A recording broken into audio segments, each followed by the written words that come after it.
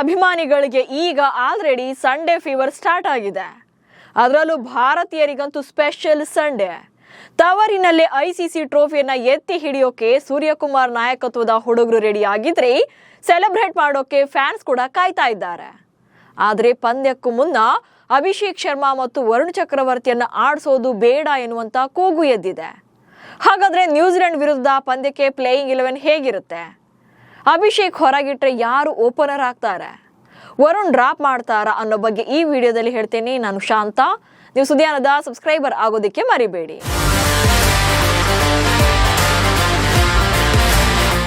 ಭಾರತ ತಂಡದಲ್ಲಿ ಸದ್ಯ ತಲೆಬಿಸಿ ಇರೋದು ಅಂದ್ರೆ ಇವರಿಬ್ಬರ ಬಗ್ಗೆಯೇ. ಅಭಿಷೇಕ್ ಶರ್ಮಾ ಬ್ಯಾಟಿಂಗ್ ನಿಂದ ರನ್ಸ್ ಬರ್ತಾ ಇಲ್ಲ ಅನ್ನೋದು, ಬಟ್ ವರುಣ್ ಚಕ್ರವರ್ತಿ ರನ್ಗಳನ್ನೇ ಕಂಟ್ರೋಲ್ ಮಾಡ್ತಿಲ್ಲ ಎನ್ನುವಂತ ಚಿಂತೆ. ಇಂಟ್ರೆಸ್ಟಿಂಗ್ ವಿಚಾರ ಏನಂದ್ರೆ ಇವರಿಬ್ರು ಕೂಡ T20 ಫಾರ್ಮೆಟ್ ನಲ್ಲಿ ನಂಬರ್ 1 ಪ್ಲೇಯರ್ಗಳು. Abhishek Sharma number 1 ICC batter T20 format ನಲ್ಲಿ, ವರುಣ್ ಚಕ್ರವರ್ತಿ ನಂಬರ್ 1 ಬೌಲರ್. ಭಾರತ ಪರ ಕಳೆದ 7 ಪಂದ್ಯಗಳಲ್ಲಿ ಓಪನರ್ ಆಗಿರುವಂತಹ ಅಭಿಷೇಕ್ ಶರ್ಮಾ ಒಟ್ಟಾರೆಯಾಗಿ 89 ರನ್ಗಳನ್ನ ಸ್ಕೋರ್ ಮಾಡಿದ್ದಾರೆ. ಜಿಂಬಾಬ್ವೆ ವಿರುದ್ಧ 55 ರನ್ ಗಳಿಸಿದ್ದೆ ಅವರ ಹೈಯೆಸ್ಟ್ ಸ್ಕೋರ್. ಬಟ್ ಉಳಿದ ಯಾವುದೇ ಪಂದ್ಯಗಳಲ್ಲೂ ಬಿಗ್ ಸ್ಕೋರ್ ಬಂದಿಲ್ಲ. ಜೊತೆಗೆ ಹ್ಯಾಟ್ರಿಕ್ ಡಕ್ ಕೂಡ ಇದೆ. ಹೀಗಾಗಿ ಫೈನಲ್ ಮ್ಯಾಚ್ ಅಲ್ಲೂ ಕೂಡ ಹಿಂಗೆ ಆಡಿದ್ರೆ ತಂಡಕ್ಕೆ ಹೊರೆಯಾಗ್ತಾರೆ ಅನ್ನೋದು ಕೆಲವರ ಆತಂಕಕ್ಕೆ ಕಾರಣ ಆಗಿದೆ. ಇನ್ನು ವರುಣ್ ಚಕ್ರವರ್ತಿ ಬೌಲಿಂಗ್ ನಲ್ಲಿ ತುಂಬಾನೇ ಎಕ್ಸ್ಪೆನ್ಸಿವ್ ಆಗ್ತಿದ್ದಾರೆ ಇತ್ತೀಚೆಗೆ. ಭಾರತ ಪರ ಮಿಸ್ಟ್ರಿ ಸ್ಪಿನ್ನರ್ ವರುಣ್ ಚಕ್ರವರ್ತಿ 8 ಪಂದ್ಯಗಳಲ್ಲಿ ಪ್ರಸ್ತುತ 13 ವಿಕೆಟ್ಗಳನ್ನ ಪಡ್ಕೊಂಡಿದ್ದಾರೆ. ಸೊ ಇನ್ನೊಂದು ವಿಕೆಟ್ ಅನ್ನ ಪಡೆದ್ರೆ ಈ ಟೂರ್ನಮೆಂಟ್ ನ ಅತಿ ಹೆಚ್ಚು ವಿಕೆಟ್ ಪಡೆದಂತ ಬೌಲರ್ ಆಗ್ತಾರೆ. ಆದ್ರೆ ವರುಣ್ಗೆ ಗ್ರೂಪ್ ಸ್ಟೇಜ್ ಅಲ್ಲಿ ಸಿಕ್ಕಂತ ಸಕ್ಸಸ್ ಆನಂತರದ ಪಂದ್ಯಗಳಲ್ಲಿ ಸಿಕ್ಕಿಲ್ಲ. ಗ್ರೂಪ್ ಹಂತದ ಪಂದ್ಯಗಳಲ್ಲಿ ಅಂದ್ರೆ ಮೊದಲ 4 ಪಂದ್ಯಗಳಲ್ಲಿ 9 ವಿಕೆಟ್ಗಳನ್ನ ಪಡ್ಕೊಂಡಿದ್ರು. ಬಟ್ ಆ ನಂತರ 4 ಪಂದ್ಯಗಳಲ್ಲಿ ತಲಾ ಒಂದೊಂದು ಪಂದ್ಯಗಳಲ್ಲಿ ಒಂದೊಂದು ವಿಕೆಟ್ ಅನ್ನ ತೆಗೆದು 4 ವಿಕೆಟ್ಗಳನ್ನ ತಗೊಂಡಿದ್ದಾರೆ. ಹಾಗೆ ರನ್ ರೇಟ್ ತೀರಾ ಕಳಪೆಯಾಗಿದೆ. ಅದರಲ್ಲೂ ಇಂಗ್ಲೆಂಡ್ ವಿರುದ್ಧದ ಸೆಮಿಫೈನಲ್ ಪಂದ್ಯದಲ್ಲಂತೂ ಕೇವಲ 4 ಓವರ್ ಅಲ್ಲಿ 64 ರನ್ಗಳನ್ನ ಬಿಟ್ಕೊಟ್ಟಿದ್ರು. ಇದು ಅವರ T20 ಕರಿಯರ್ನಲ್ಲೇ ಮೋಸ್ಟ್ ಕಾಸ್ಟ್ಲಿಯೆಸ್ಟ್ ಸ್ಪೆಲ್ ಆಗಿದೆ. ಹೀಗಾಗಿ ವರುಣ್ ವಿಚಾರದಲ್ಲೂ ಕೂಡ ತಲೆಬಿಸಿ ಸ್ಟಾರ್ಟ್ ಆಗಿದೆ. ಹಾಗಾದ್ರೆ ಫೈನಲ್ ಪಂದ್ಯಕ್ಕೆ ಭಾರತ ಪರ ಪ್ಲೇಯಿಂಗ್ 11 ಹೇಗಿರುತ್ತೆ ಅನ್ನೋದನ್ನ ನೋಡ್ತಾ ಹೋಗೋಣ. ಭಾರತ ಪರ ಸಂಜು ಸ್ಯಾಮ್ಸನ್ ಇನ್ನಿಂಗ್ಸ್ ಅನ್ನ ಓಪನ್ ಮಾಡ್ತಾರೆ. ಕಳೆದ 2 ಪಂದ್ಯಗಳಲ್ಲಿ ಮ್ಯಾನ್ ಆಫ್ ದಿ ಮ್ಯಾಚ್ ಪ್ರಶಸ್ತಿಯನ್ನ ಪಡೆದಿರುವಂತ ಸಂಜು ಮೇಲೆ ತುಂಬಾನೇ ಹೋಪ್ಸ್ ಇದೆ. ಸೊ ಈ ಫೈನಲ್ ಪಂದ್ಯಕ್ಕೂ ಕೂಡ Sanju one of the best batter ಆಗ್ತಾರೆ. ಹೀಗಾಗಿ ಅವರು ಇನ್ನಿಂಗ್ಸ್ ಅನ್ನ ಓಪನ್ ಮಾಡ್ತಾರೆ. And next Abhishek Sharma. So Abhishek Sharma ಇಲ್ಲಿ ರನ್ಸ್ ಬಂದಿಲ್ಲ ಅಂತಾದ್ರೂ ಕೂಡ ಅವರಿಂದ ತಂಡಕ್ಕೆ ಹೊರೆಯಾಗಿಲ್ಲ. ಅವರಿಂದ ರನ್ಸ್ ಬಂದಿಲ್ಲ ಅಷ್ಟೇ, ಬಟ್ ಅವರು ಬಾಲನ್ನ ತುಂಬಾ ತಿಂದಿಲ್ಲ.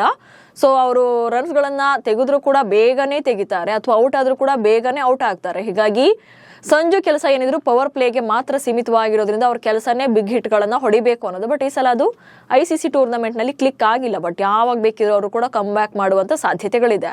ಅದು ಅಲ್ಲದೆ ವಿನ್ನಿಂಗ್ ಕಾಂಬಿನೇಷನ್ ಅನ್ನ ಚೇಂಜ್ ಮಾಡಿದ್ರೆ ಈಗ ಸೊ ಅಭಿಷೇಕ್ ಶರ್ಮಾರನ್ನ ಹೊರಗಿಟ್ರೆ ಸೊ ಇಶಾನ್ ಕಿಶನ್ ಓಪನರ್ ಆಗ್ಬೇಕಾಗತ್ತೆ. ಸೊ ಇಶಾನ್ ಓಪನರ್ ಆದ್ರೆ ಇಡೀ ಬ್ಯಾಟಿಂಗ್ ಆರ್ಡರ್ ಮತ್ತೆ ಚೇಂಜ್ ಆಗುತ್ತೆ. ಸೊ ಅದಕ್ಕಿಂತ ಬೆಸ್ಟ್ ಅಂತಂದ್ರೆ ಅಭಿಷೇಕ್ ಶರ್ಮಾರನ್ನ ಓಪನರ್ ಆಗಿ ಸಂಜು ಸ್ಯಾಮ್ಸನ್ ಜೊತೆ ಕಣಕ್ಕಿಳಿಸಿದ್ರೆ left right hand combination work out ಆಗುತ್ತೆ. ಇಲ್ಲಿ ಯಾರು ಏನೇ ಹೇಳಿದ್ರು ಅಭಿಷೇಕ್ ಕಡೆಯಿಂದ ರನ್ಸ್ ಬಂದಿಲ್ಲ ಅಂದ್ರೂ ಕೂಡ ಅವರನ್ನೇ ಇಳಿಸ್ತಾರೆ, ಅದ್ರಲ್ಲಿ ಡೌಟೇ ಇಲ್ಲ. ಯಾಕಂದ್ರೆ ಆಲ್ಟರ್ನೇಟಿವ್ ಆಪ್ಷನ್ಸ್ ಭಾರತಕ್ಕೂ ಕೂಡ ಯಾರು ಇಲ್ಲ. ಹೀಗಾಗಿ ಸಂಜು ಜೊತೆ ಅಭಿಷೇಕ್ ಇನ್ನಿಂಗ್ಸ್ ಅನ್ನ ಓಪನ್ ಮಾಡೋದು ಕನ್ಫರ್ಮ್ ಇದೆ. ಅಂಡ್ ನೆಕ್ಸ್ಟ್ ನಂಬರ್ 3 ನಲ್ಲಿ ಇಶಾನ್ ಕಿಶನ್ ಬರ್ತಾರೆ. ಇಶಾನ್ ಕಿಶನ್ ಈ ಸಲ ಅದ್ಭುತವಾದಂತ ಬ್ಯಾಟಿಂಗ್ ಅನ್ನ ಮಾಡ್ತಿದ್ದಾರೆ. ಸೊ ನಂಬರ್ 3 ನಲ್ಲಿ ಅವರೇ ಕಂಟಿನ್ಯೂ ಆಗ್ತಾರೆ. ಇನ್ನು ನಂಬರ್ 4 ನಲ್ಲಿ ನಾಯಕ ಸೂರ್ಯಕುಮಾರ್ ಯಾದವ್ ಬರ್ತಾರೆ. ಸೊ ಸೂರ್ಯಕುಮಾರ್ ಇತ್ತೀಚಿನ USA ವಿರುದ್ಧದ ಪಂದ್ಯದಲ್ಲಿ ಗೇಮ್ ವಿನ್ನಿಂಗ್ ಮ್ಯಾಚ್ ಬಂತಾದ್ರೂ ಕೂಡ ಆನಂತರದ ಪಂದ್ಯದಲ್ಲಿ ಸೂರ್ಯನ್ ಕಡೆಯಿಂದ ಹೇಳಿಕೊಳ್ಳುವಂತ ಪರ್ಫಾರ್ಮೆನ್ಸ್ ಬಂದಿಲ್ಲ. ಸೊ ನೋಡೋಣ ಫೈನಲ್ ಮ್ಯಾಚ್ ಅಲ್ಲಾದ್ರೂ ಕೂಡ ಆಡಿ ಪಂದ್ಯವನ್ನ ಗೆದ್ದು ಭಾರತಕ್ಕೆ ಕಪ್ ಗೆಲ್ಲಿಸ್ತಾರ ಅನ್ನೋದು ಕೂಡ ಸೂರ್ಯನ್ ಮೇಲಿರುವಂತ ಹೊಣೆಗಾರಿಕೆ ಆಗುತ್ತೆ. ಇನ್ನು ಹಾರ್ದಿಕ್ ಪಾಂಡ್ಯ ಬ್ಯಾಟಿಂಗ್ ಹಾಗೆ ಬೌಲಿಂಗ್ ಎರಡರಲ್ಲೂ ಕೂಡ ತುಂಬಾನೇ ಇಂಪಾರ್ಟೆಂಟ್ ಹಾರ್ದಿಕ್ ಪಾಂಡ್ಯ ಆಡೋದು. ಹೀಗಾಗಿ ಹಾರ್ದಿಕ್ ಪಾಂಡ್ಯನು ಪ್ಲೇಯಿಂಗ್ 11 ನಲ್ಲಿ ಇರ್ತಾರೆ. ಇನ್ನು ತಿಲಕ್ ವರ್ಮರನ್ನ ಮಿಡಲ್ ಆರ್ಡರ್ಗೆ ಎತ್ತಾಕಿದ್ರು. ಯಾಕಂದ್ರೆ ಅವ್ರಿಗೆ ನಂಬರ್ 3 ನಲ್ಲಿ ಆಡಿಸಿದಾಗ ಅವ್ರ ಕಡೆಯಿಂದ ಬಿಗ್ ಸ್ಕೋರ್ ಬಂದಿಲ್ಲ. ಜೊತೆಗೆ ಸ್ಟ್ರೈಕ್ ರೇಟ್ 1 ಡೇಗಿಂತ ಕೂಡ ಕಳಪೆ ಆಗಿತ್ತು. ಹೀಗಾಗಿ ಅವರನ್ನ ಮಿಡಲ್ ಆರ್ಡರ್ಗೆ ಎತ್ತಾಕಿದ್ರು. ಮಿಡಲ್ ಆರ್ಡರ್ಗೆ ಬಂದ್ಮೇಲೆ ಅದ್ಭುತವಾಗಿ ಪರ್ಫಾರ್ಮ್ ಮಾಡ್ತಿದ್ದಾರೆ. ಇನ್ನು ಶಿವಮ್ ದುಬೆ ಬ್ಯಾಟಿಂಗ್ ನಲ್ಲಂತೂ ಅವ್ರ ಕಡೆಯಿಂದ ಚೆನ್ನಾಗಿರುವಂತ ಪರ್ಫಾರ್ಮೆನ್ಸೇ ಬರ್ತಾ ಇದೆ. ಸೊ ತುಂಬಾ ಕ್ರೂಷಿಯಲ್ ಟೈಮ್ ಅಲ್ಲಿ ಅವ್ರ ಕಡೆಯಿಂದ ಬಿಗ್ ಹಿಟ್ ಗಳನ್ನ ನಿರೀಕ್ಷೆ ಮಾಡಬಹುದು. ಸೊ ಅವರು ಕೂಡ ಅವಕಾಶವನ್ನ ಪಡ್ಕೊಳ್ತಾರೆ. And next Akshar Patel batting bowling ಹಾಗೆ ಫೀಲ್ಡಿಂಗ್. ಅಕ್ಷರ್ ಪಟೇಲ್ ಇತ್ತೀಚೆಗೆ ಎಲ್ಲದರಲ್ಲೂ ಕೂಡ ಮಿಂಚುತ್ತಾ ಇದ್ದಾರೆ.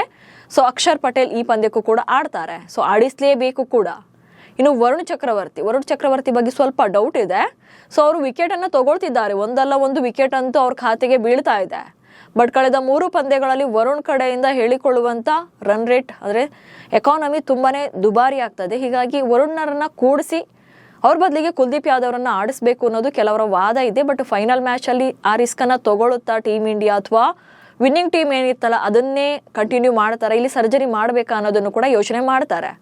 ಆ್ಯಂಡ್ ನೆಕ್ಸ್ಟ್ ಹರ್ಷದೀಪ್ ಸಿಂಗ್ ಹಾಗೆ ಜಸ್ಪ್ರೀತ್ ಬೂಮ್ರಾ, ನ್ಯೂ ಬಾಲ್ ಇರಲಿ ಅಥವಾ ಯಾವುದೇ ಈವೆಂಟ್ಸ್ ಇರಲಿ ಅಥವಾ ಯಾವುದೇ ಸ್ಟೇಜ್ ಇರಲಿ, ಮಿಡಲ್ ಆರ್ಡರ್ ಇರಲಿ ಅಥವಾ ಡೆತ್ ಓವರ್ ಅಂತ ಬರಲಿ, ಹರ್ಷದೀಪ್ ಹಾಗೆ ಜಸ್ಪ್ರೀತ್ ಬೂಮ್ರಾ ಇಬ್ಬರು ಕೂಡ ಒನ್ ಆಫ್ ದಿ ಗ್ರೇಟೆಸ್ಟ್ ಬೌಲರ್ಗಳೇ. ಅದರಲ್ಲೂ ಕೂಡ ಬೂಮ್ರಾ ವಿಕೆಟ್ಲೆಸ್ ಆದರೂ ಕೂಡ ಎಷ್ಟೋ ಸಲ ರನ್ಗಳನ್ನು ಕೊಡದೇನೆ ಪಂದ್ಯವನ್ನು ಗೆಲ್ಲಿಸಿದ್ದಾರೆ. ಸೊ ಇಲ್ಲಿ ಜಸ್ಪ್ರೀತ್ ಬೂಮ್ರಾ ವಿಕೆಟ್ ತೆಗಿತಾರೋ ಬಿಡ್ತಾರೋ ಸೆಕೆಂಡ್ರಿ, ಬಟ್ ಅವರು ರನ್ಗಳನ್ನು ಕೊಡದೇ ಇರೋದೇ ಅತಿ ದೊಡ್ಡ ಗೆಲುವಾಗಿರುತ್ತೆ.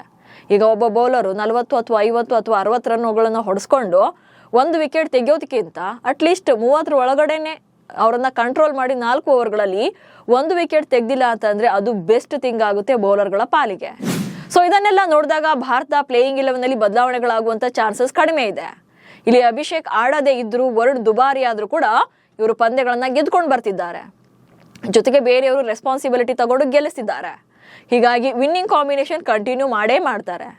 ಸೊ ಅಂತಿಮವಾಗಿ ನಿಮ್ಮ ಪ್ರಕಾರ ಪ್ಲೇಯಿಂಗ್ 11ನಲ್ಲಿ ಯಾರನ್ನ ಕೂರಿಸಿ ಯಾರಿಗೆ ಚಾನ್ಸ್ ಕೊಡಬೇಕಿತ್ತು ಅನ್ನೋದನ್ನ ಕಮೆಂಟ್ಸ್ ಮೂಲಕ ತಿಳಿಸಿ. ಹಾಗೆ ಸುದ್ದಿಯನ್ನು ಫಾಲೋ ಮಾಡಿ. ನಮಸ್ಕಾರ.